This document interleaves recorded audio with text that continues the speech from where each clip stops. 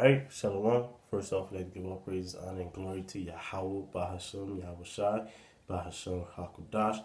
Double honors to our apostles and elders up in Great Millstone who rule well until this is true. And a sincere piece of citation to all Akib out there pushing this word in truth and in sincerity. It's the brother Ganan from the DC camp. Salaki coming back at you with another video. Salaki. And those words just want to entitle the video. I'm not really sure. But, maybe it's surrounding around prophecy. Prophecy is showing itself. The end is near, whatever the case may be. But things have turned up. Things have turned up a great deal. And 2020 is jumping off, So, it's telling us a lot. It's a telling tale. So I'm going to jump right into it. This is 2 Esdras 15, verse 1. It says, "Behold, speak thou in the ears of my people the words of prophecy." And the word prophecy means to say before. So we're telling you the things that are going to happen before it happened. And we've been doing this, all the way down the line as the Lord has set up with the men of the Lord, And I was just watching a video of our apostles, the apostles of GMS, Elder Apostle Taha of Ramlab and Apostle Gabar. They did a video, when they used to do the end of the world videos in the studio. I was just watching that on the breakdown of Ezekiel the 38th chapter, and it was so relevant because of what's happening in Iran right now. So it was all, Apostle Taha made the statement in that video. As soon as America steps feet in Iran, the end is near. That's the end, man. The countdown to Armageddon is happening. And as we know, that's what just popped off. We're going to get into it.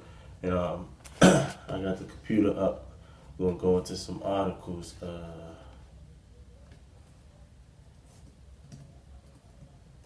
Let me just get one of the articles pulled up really quick.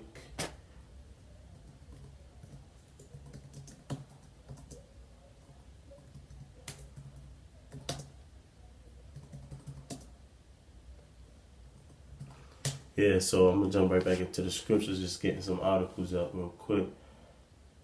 Let me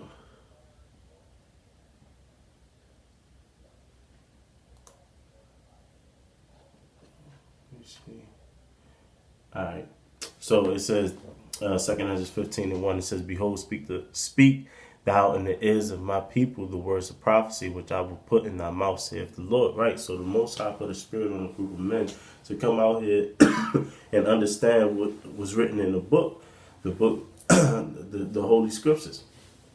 And the Scriptures is a book that'll guide you into the promised land if you understand it. And brothers is breaking it down clearly, and the Most High has put the spirit on us to understand it, to be able to eloquently get it across. So it says, "And cause them to be written in paper, for they are faithful and true." These words are faithful and true. So the things that's coming out of our mouth, we're going to be justified into it, which is going to get the glory.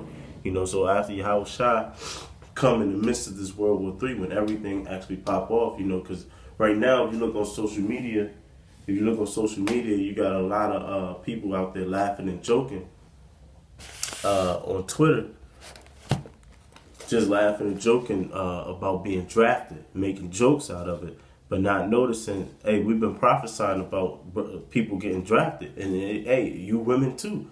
Y'all gonna get drafted too. So all the laughing and joking, all of that is gonna fall right upon your head. As it says in the scriptures, this is St. Matthew 24:37. It says, "But as the days of Noah were, so shall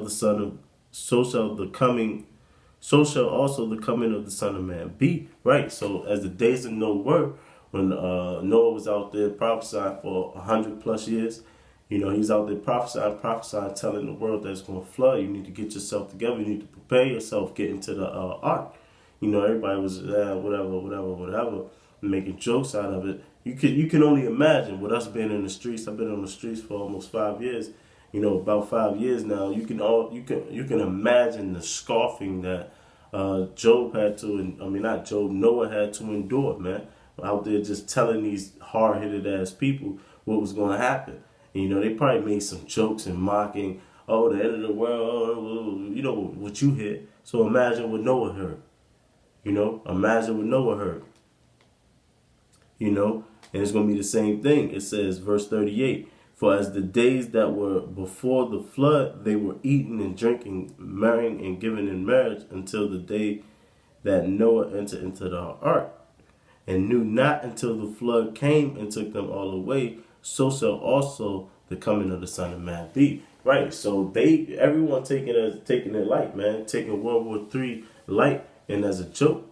You know, all you Americans, man, not understanding what's truly popping off when you get drafted and sent to the Middle East, as the scriptures say, man. Ain't all the bodies gonna fall in the body in the middle of Jehoshaphat, man. You know, Yahweh Shaphat, meaning the Most High Judge, man. You know, the Most High judgments, man. All of you people that's gonna go to that land is gonna be judged, man.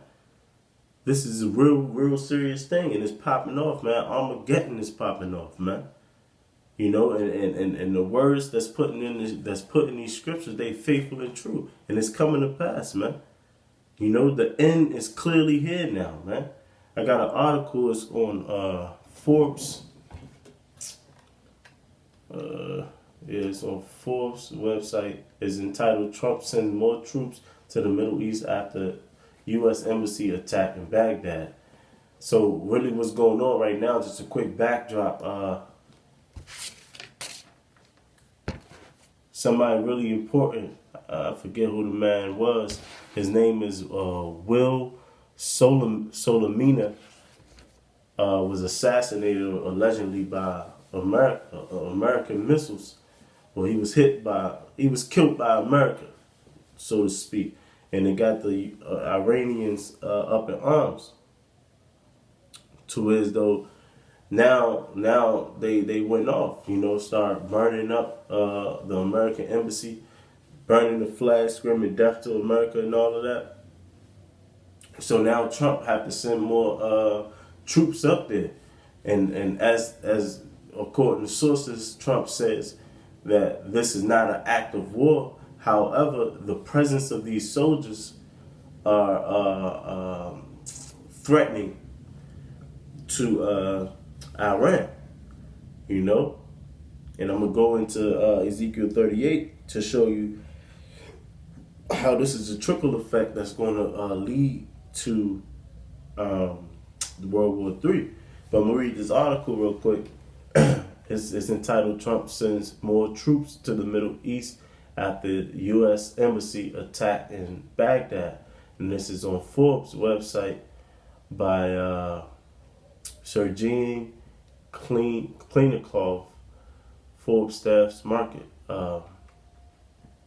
It starts off by saying, top line, amid worsening U.S.-Iranian relations, President Donald Trump sent additional troops to the Middle East on Tuesday night in response to an attack on the U.S. Embassy in Baghdad earlier that day, which he was quick to blame on Iran. You see, so the tension and the issues is brewing and drawing up against, between America and Iran. And this is prophecy. This is prophecy that this is going to happen. And this is just the domino effect that we need to fall for it all to break loose, man. It says, after Iraqi citizens stormed the U.S. Embassy in Baghdad on Tuesday, Trump said the attack was straight from Iran's playbook and that the country was fully responsible. You see? So Trump is now basically saying whatever we do now is in defense of what they done to us, man. It says his administrator immediately responded by deploying an additional 750 soldiers from the 82nd Airborne Division at Fort Bragg, North Carolina, to the Middle East on Tuesday night, with another 3,000 on standby in the next few days. Sources told the Associated Press that they will go to Kuwait, although the official destination hasn't been yet confirmed. That's in addition to 100 Marines and two attack helicopters that were deployed to reinforce the U.S. Embassy earlier on Tuesday in a show of force. It says in a quote-unquote show of force, according to the NPR.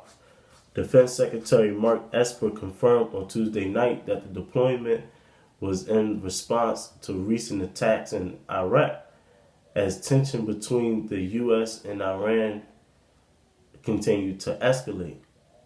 By Wednesday, most Iran-backed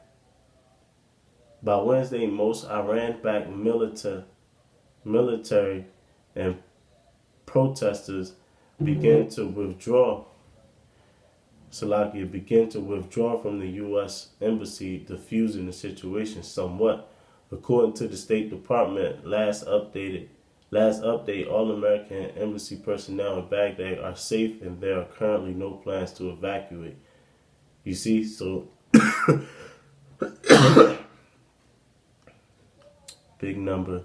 14,000 U.S. troops in total have been sent to the Gulf region since May, amid concerns about Iranian aggression, according to the Associated Press. So really, knowing America, all this stuff can be staged just for a reason to go out there and declare war on these people. But however, no matter what, there's tension there. And there's a lot of things going on. And America is now bringing foot soldiers into that land in acts of protecting their property, which is an acts of war, man. And let me get this precept real quick. This is Luke.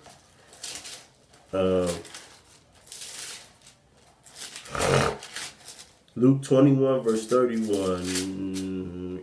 Verse 31, it says, "So likewise when ye see these things come to pass, know that the kingdom of the Most High is nigh at hand." So now that we see these things coming to pass, the kingdom of the Most High is nigh at hand. So what this means is cause for rejoicement, Akim. It's cause for rejoicement. So let me get into a prophecy of Ezekiel 38th chapter really quick. I'm not going to go all the way down. I'm just going to hit the point of what I want to hit and try to close this out. I don't want this video to be too long. But it says prophecy against God, Ezekiel 38:1. "And the word of the Lord came unto me, saying, Son of man, set thy face against Gog, the land of Magog, the chief prince of Meshach and Tubal, and prophesy against him." Now these names are the names of son of Japhet. However, we know that pursuant to Job 24:2, that Esau have conquered many lands, man. Even the name of Africa is not the name that it was originally given, man. That land was taken and conquered and named after the Roman emperor, which was the Edomite, just as Russia is now looked at. But Gog and Magog is Russia, Verse 3, it says, "And say, Thus saith Yahweh power, behold, I am against thee, O Gog, the chief prince of Meshach and Tubal." Now, our power, Yahweh Shai, is also against Gog and Magog, Russia, man. Just because they're going to be used to take down America don't mean that the Lord is dealing with them. The Most High is only dealing with his elect, man. The rest of you people are going to die, and that's pursuing the prophecy, man. These words are faithful and true, remember? And it's not going to fail us. Verse 4, it says, "And I will turn thee back and put hooks into thy jaw, and will bring thee forth, and all thine army, horses and horsemen, all of them clothed with sort of armor, even a great company with bucklers and shields, all of them handling swords," right? So putting the hooks into the jaws of Russia is to turn them back into having an issue with America, because at some point in time they seem to be on the same page. But as the scriptures say, the Most High is going to use Russia to turn on America. And why? I'm gonna keep going. Verse 5, Persia, Ethiopia, and Libya with them, all of them with shields and helmets. Now, Persia is an ancient term for Iran, man. Iran is the modern day term for Persia, the Persians. You see? And then we know about Ethiopians and Libya. It says all of them with shields and helmets, so they're going to be together. Verse 6, it says, Gomer and all his bands and houses of Togarmah of the north quarters and all his bands and many people with thee. Be thou prepared and prepare for thyself, thou and all thy company that are assembled unto thee, and be thou guard unto them. Now, Russia is going to be a guard unto Iran. In 2005, there was a nuclear agreement between Russia and Iran. And basically, there's been sanctions by basically the whole Western world on both Russia and Iran, which had them trade partners. So they are real allies. So messing with Iran is messing with Russia. You see, there's going to be a beef there. And as the scriptures say in verse 7, it says, and be thou guard unto them. So when America stepped foot on Iran and declare war on Iran, you're declaring war on Russia. You see, which is going to enter us into World War III, the War of Armageddon. You see, so all of this is playing out right now. It's brewing up. Brothers need to stay in tune. Get your head into this, and see exactly what's going on. I can read this real quick. It says, key background: Iraqi citizens attacked the U.S. Embassy in Baghdad Tuesday morning and arranged responsible. It says, in arranged response to Sunday U.S. airstrike that killed 24 members of the Iranian-backed militia. Protesters broke into the U.S. Embassy Tuesday, shattering windows, lighting fires, and chanting "Death to America" in one of the worst attacks on the embassy in recent history. They were responding to U.S. airstrikes on Sunday that killed 24 members of the Iranian-backed military Kataib Hezbollah on the border between Iraq and Syria. The U.S. believes Hezbollah carried out the missile attack on the Iraqi military base on Friday and killed American contractor and wounded American and Iraqi service members. Critics say the U.S. response was disproportionate and violated Iraqi sovereignty, while the New York Times reported that the weekend airstrikes resulted in most serious political crisis for the U.S. at Iraq. Trump was quick to place blame on Iran. Iran killed an American contractor, wounded many. We strongly responded and always will. Now Iran is orchestrating an attack on the U.S. Embassy in Iraq. They will be held fully responsible. In addition, we expect Iraq to use its forces to protect the embassy and so notified.